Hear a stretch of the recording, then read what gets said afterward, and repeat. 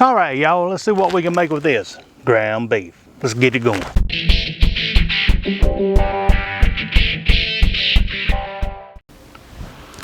All right, let's jump into these ingredients. Now, I know there's a lot on the table here, but I'm gonna give it to you all up front. So don't just throw it all in the pan because there's a couple little steps, so stick with me to the end. So we have a half a cup of onions, diced up, a half a cup of dill, diced up, dill pickles, diced up, 2 eggs, a half a cup of heavy cream. We've got a quarter of a cup of sour cream.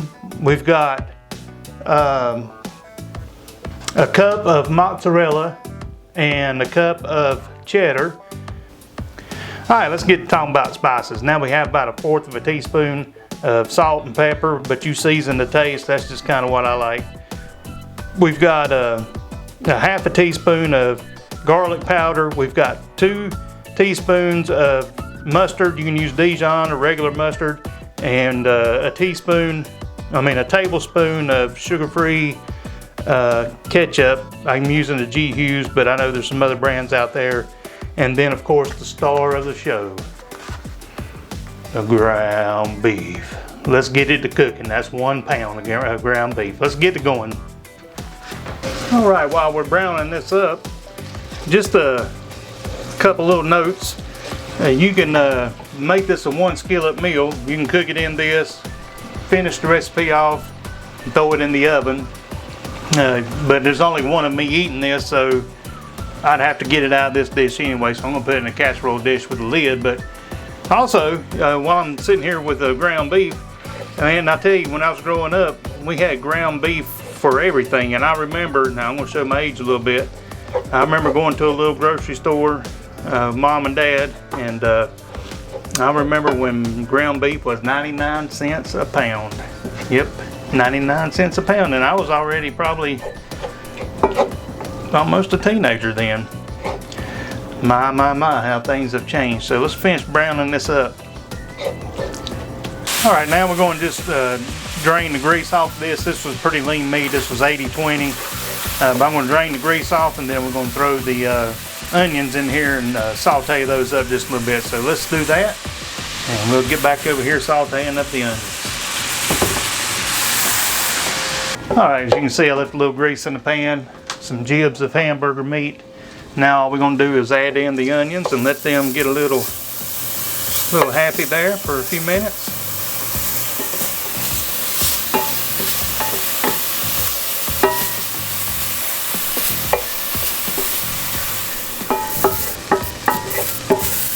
All right, I've let that go about 3 or 4 minutes. And by the way, you can add fresh garlic. Instead of using garlic powder, you can just put some fresh garlic, minced garlic in there and let it cook up with those onions.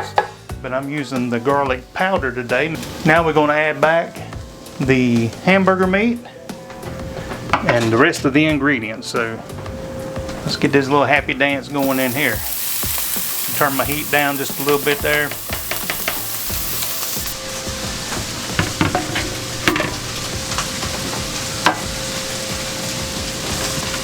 We're adding in our pickles.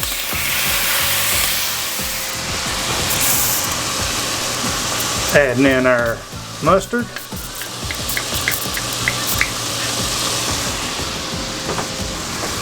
And the old Hughes ketchup, sugar-free of course. Hughes makes some pretty good stuff. And our garlic powder and salt and pepper. So we'll let that get happy for just a few minutes.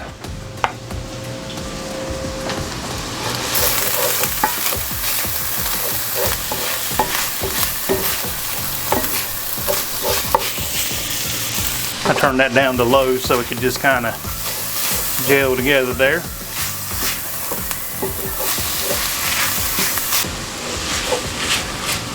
All right, now we're going to transfer this to a casserole dish, or like I said, you can just top it off in the pan if you want to, but I'm going to move this over and then we'll go from there. Okay, I've transferred it to a little casserole dish here, spread it out nice and even in there. Now I'm just going to add in the cheese, and just like you're making a pizza almost, but not quite. And I like a little extra cheese on mine, so you make yours how you'd like it. And while I'm doing this, I've got the oven preheating to 375 degrees. So it'll be ready here in just a second. There's the beeper right there. So you can get that spread in. And then we're going to make up some special blend. All right, I've set that to the side. I'm going to go ahead and put in all the rest of the ingredients. Should just have your cream. Heavy cream, your eggs, and your sour cream. So let's get this out of here. All right, while I've got the old Armstrong mixer going here, I just want to invite you to subscribe and like and all that good stuff if you're looking for keto recipes. And my theory is, and my theme is, if I can do it, anybody can do it. I'm just an old blue-collar dude, comes home from work and tries to fix something for dinner right quick. And this is pretty quick and easy, so that looks about right. So what we're going to do is we're just going to pour that over top of the good old casserole there. This is the magic that makes it all happen. So let's just pour it in. Yeah. Call this our secret sauce. How's that? Or the casserole sauce, or whatever you want to call it. Custard sauce.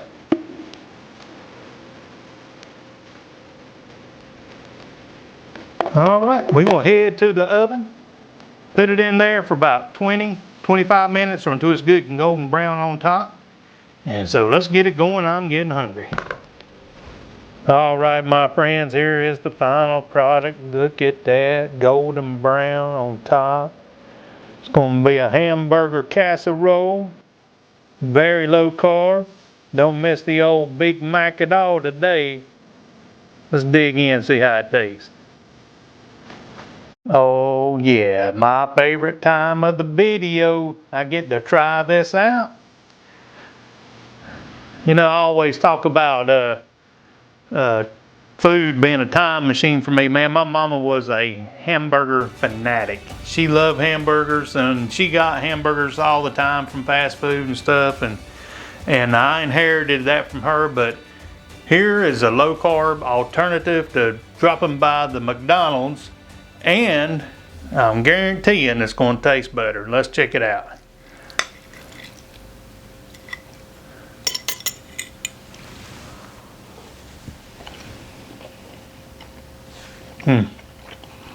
Man, Mama would love that.